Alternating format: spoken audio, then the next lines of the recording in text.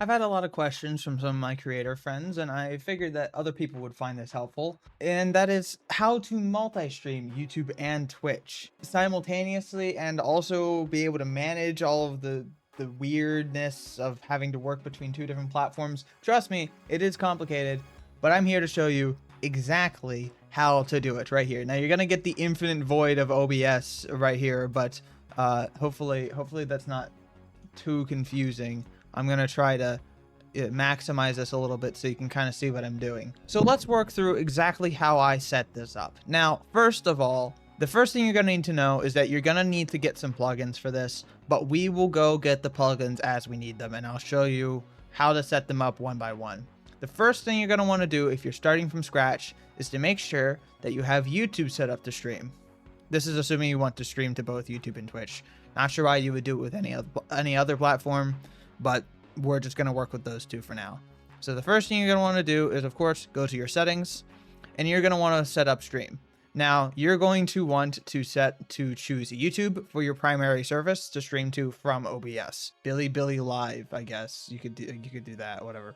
But no, you're going to want to choose YouTube, and then you're going to want to choose the primary ingest server, and you're also going to want to connect your account. This will immediately open your YouTube Studio, and it will ask you to connect your account. And once you've done that, that means that your OBS is connected to YouTube primarily to stream. And that's good. That's what you want. You can also check this box here that ignores the streaming service recommendations, but I don't think anyone is doing a bit rate above 51,000, so you're probably fine.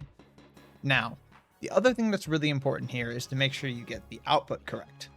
So you're going to want to mostly do settings here like you do with recording.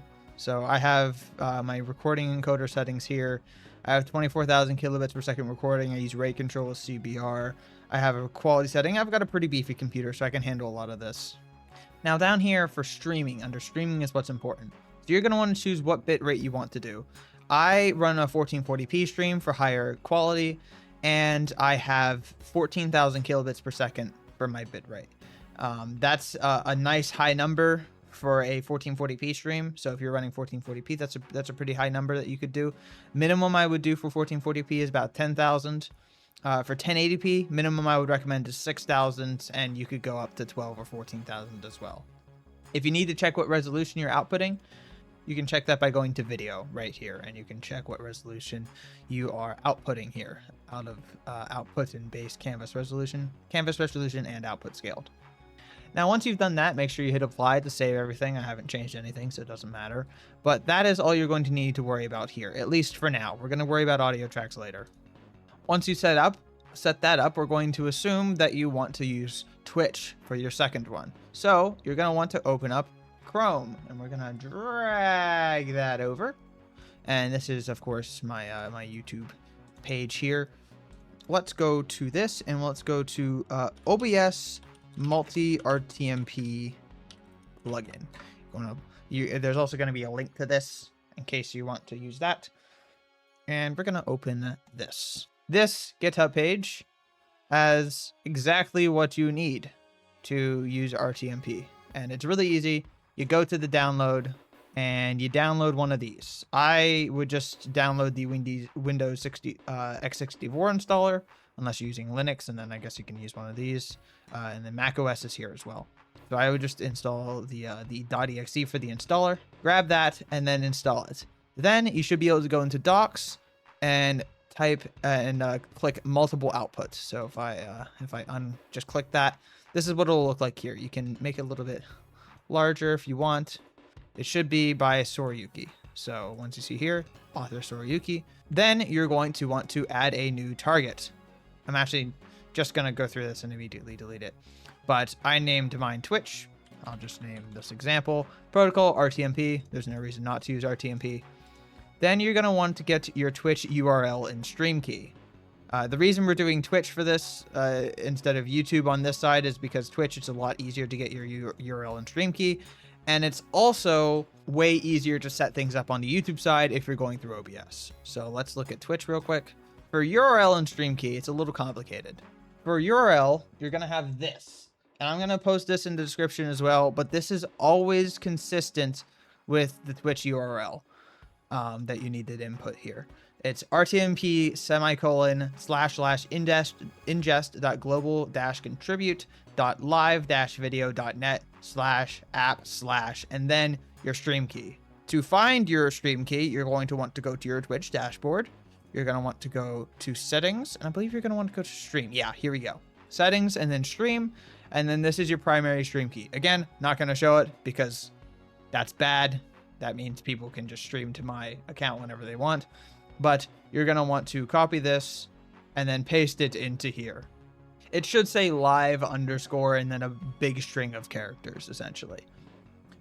You're going to want to look at your video and audio settings. I would just keep everything the same as the streaming encoder for OBS and here as well. And then you can also look at output, but that doesn't really matter.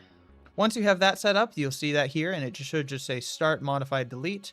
And now you should also see down here, manage broadcast. Now here, this is connected to YouTube broadcast setup, so this will not affect Twitch whatsoever. But instead of creating a broadcast through here, I'm actually going to do it through the YouTube dashboard. If I go to here, I can hit go live, and then you can create a new stream. I'm just going to reuse my settings from here, name it example, blah, blah, blah, blah. And let's just say description. And the way you'll want to go live, you'll need to go under here and choose streaming software. If you have OBS set up, it will automatically connect to your OBS account. It'll connect to OBS through this if you've linked your account. I like doing it for YouTube Studio because you can add the thumbnail and you have the nice UI and you can do all of this that you want. Blah, blah, blah, monetization. You can immediately change all of this. Turn on live chat replay for YouTube. I like to usually do. You can change slow mode and all of that. Redirect trailer. Gonna set this to private. This is what you see from the YouTube side whenever you set up your stream. And the other thing you're going to want to do is on YouTube, you're going to want to enable low latency. Not ultra low latency because that crushes your bit rate. And not normal latency because then it's really, really slow. You're going to want low latency so that the chat's relatively fast and they hear you relatively quickly. And that's pretty much all you're going to have to worry about. You can see this on the side. You can see the chat. I can hit test chat. Now that that's set up, we can go back to OBS and we can go to manage broadcast, select existing broadcast, and you can see the example stream here. That means I can select the broadcast and it's set up here. Now, when I hit start streaming, it actually won't immediately go live. Start streaming is essentially to start sending packets through the encoder to YouTube. I have to hit go live for my viewers to actually see anything. I'm not going to do either of those things because, again, this is just an example. Now, to do it on Twitch, I actually want to go to the stream manager first. I want to go here, and I tend to like to just take the title and the description of my YouTube stream and copy paste it into my Twitch stream from stream manager right here. So I change all of the stream info, update all of this. Again, I do all of this before I start streaming either on YouTube or Twitch. And then once I have all of that set up, I have all of this information and I can just go back here. And then whenever I want, I can start streaming on YouTube and then hit start on Twitch. And it'll do both of these individually. Unless you're here and you hit sync start and stop with OBS, then you have to do it manually after you hit start on YouTube as well. But once you have all of that ready, that's the order of operations I do to get a stream ready. Set up it on the YouTube Studio side first, select it through OBS, and then start both of, select it through OBS, copy paste that information into the Twitch stream manager, and then I start both of them at the same time down here and up here. Now, once you've got that set up, now we want to figure out how to use Streamlabs, because Streamlabs is really helpful because you can see the stream chats of both Twitch and YouTube at the same time. And also you can have these recent events, you can see subscriptions, you can see when people follow, all of that stuff. So let's take a look here and let's look at Streamlabs. If you just type in Streamlabs, you can access this. Now they're going to want you to get started, download Streamlabs desktop. I'm going to go straight to dashboard. You're going to have to log in, and once you log in, you're going to want to connect both your YouTube and Twitch account. Yeah, I believe if you go down here, go to account settings, then it will take you to here. You can make YouTube your primary and Twitch your merged account. And again, don't worry about multi-stream here, because if you want to multi-stream, through Streamlabs, they make you pay money. It's annoying. There's only one other thing that I like to worry about here, and that is chat box. Just talking here, if I go to sources, there is actually a right here. You can't really see it, but it's right there, I promise. If I go to my Twitch page and I hit test, it will send through to the chat box here. And you can also see it on Streamlabs chat. You can also see it up here. It shows up not only in the chat box on the screen, but it also shows up on my end on OBS. It's really helpful. Now, the chat box feature itself is only if you want to show it on your screen. So if you select both platforms, Twitch and YouTube, you can select your style, whatever. And then you can just copy the widget URL. If you make a new browser application, you can set it to that URL and set it to the proper dimensions that Streamlabs tells you to do. If you want to do that, you can. If you don't have to. There is one other thing that you should do, though. You're going to want the Streamlabs plugin for OBS. So you're going to want to download this plugin, do the same thing where you install it. You don't want actual Streamlabs because it's an entirely separate piece of software from OBS. If you want to do it through OBS, you're just going to want to install the plugin. And that will give you, again, a couple of new docs. The two it's going to give you are recent events and chat. Now, if you have Streamlabs set up so that it connects to both your YouTube and Twitch, the chat is really helpful because the chat will show both YouTube messages and Twitch messages whenever you're streaming. So you can monitor both of those at the same time. And recent events will show you people that have followed and people that have subscribed. And I believe will also show subscriptions on Twitch. So once you get all that set up, you have the docs where you want them, then you're pretty much set up and good to go to stream. There's one other thing that I just want you to make sure that you have correct, and that is your audio track. So whenever you're streaming, it's grayed out because I have a broadcast selected and I'm recording, but it's going to ask you what audio track you want to go through to stream. Now, if you're a professional content creator, you will already know that in advanced audio properties, you can split your audio tracks. So I have my voice on 2, I have my game on audio track 3, I have Discord on audio track 4, and I have Spotify on audio track 5, and I have TTS and channel point alerts, desktop audio and channel point alerts on audio track 6. But you'll notice here I have all of them actually in audio slot 1. This is for a very particular reason, because whenever you're streaming, both Twitch and YouTube, any streaming service, I believe, actually, they can only ingest one audio track at a time. So if you have all of your sound split across different audio tracks, it will only be able to register one of those tracks. And if you're like most people, it will only hear your voice. So if you don't set this up properly, they'll only hear your voice. You won't hear any gameplay. You won't hear anything on your desktop. You won't hear any music, nothing like that. So instead, you need to make sure that you go to File, Settings, Output, select audio track 1 or audio track 6 if you want to do what my friend Pokey does. Make sure just whatever audio track here you want to use as your streaming audio track. Where if I go here, advanced audio properties, if you look here, all of my audio goes through audio track 1. Even though I don't use this for recording, whenever I throw this into DaVinci Resolve, I immediately delete audio track 1 because this is purely for streaming. I have everything else actually split up for recording in 2, 3, 4, 5, and 6. But for audio track 1, this is what the streaming services register. This is what you want to have all of the audio. Now, there is one more thing that I'm going to briefly show you. This doesn't have to do with multi-streaming, but for my content friends who don't know Twitch as well, I will show you something cool of how I do other things. So here in the Stream Manager is where you will be a lot for Twitch. You can see followers and viewers. You can turn these off if you want to. If you want to click those, you can turn them off, or session time as well. I keep them on because they don't really bother me. You got stuff here like activity feed. Now, activity feed is really important. It's basically the equivalent of the recent events here, but specifically for Twitch.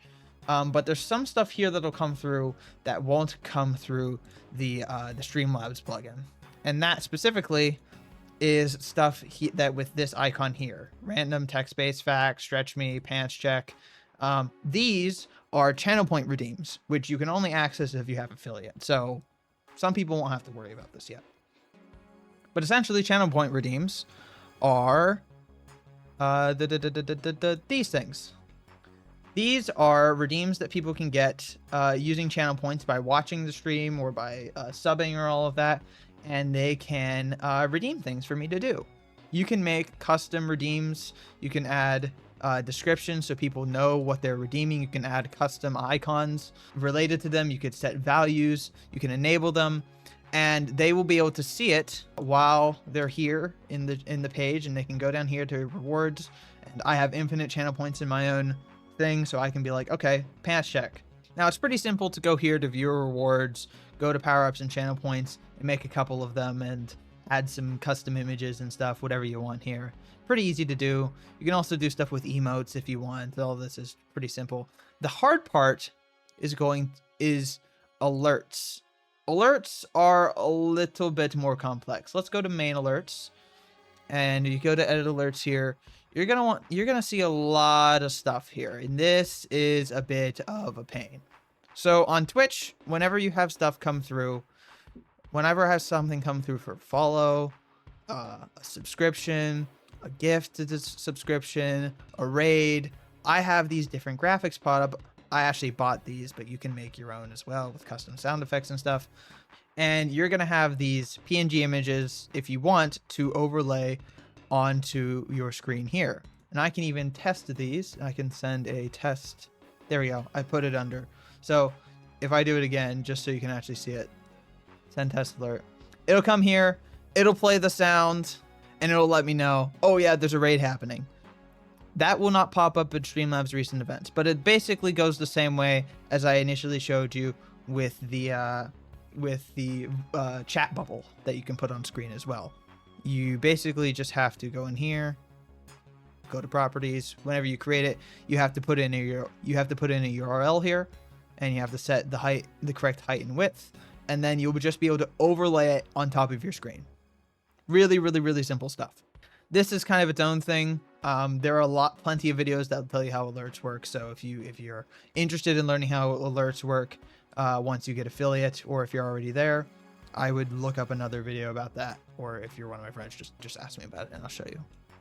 That's something I think I can actually do on Streamlabs. You can actually have it set up so Streamlabs, you can take it through, and it will take. You can set it up on Streamlabs. You can set your alerts up so that you can get both Twitch and YouTube through the same URL, and it will pull it through to this as well. Apparently I don't have it set up correctly. I have it set up from Twitch and not here. But oh well. Yeah, that works just fine. There we go. We learned something together. You can do it through Streamlabs as well. If you've gotten to the point where you want to do alerts, you can do it through Streamlabs and have it run through its own URL instead of the Twitch specific one, so you can have alerts for YouTube as well. YouTube does not have a built-in feature for that, but Streamlabs will do it for you if you want to do both of them at the same time. Longer video, longer recording than I thought, but hopefully that was helpful. Hopefully all my creator friends who are wondering about this are no longer confused. Thank you so much for watching. If you enjoyed, which I don't know why you would have, because it's just a tutorial of how to do things. But if you found it helpful, make sure to like, maybe subscribe. I do other videos that aren't tutorials, more fun videos. So go watch those. Anyways, but yeah, thanks for watching. Bye.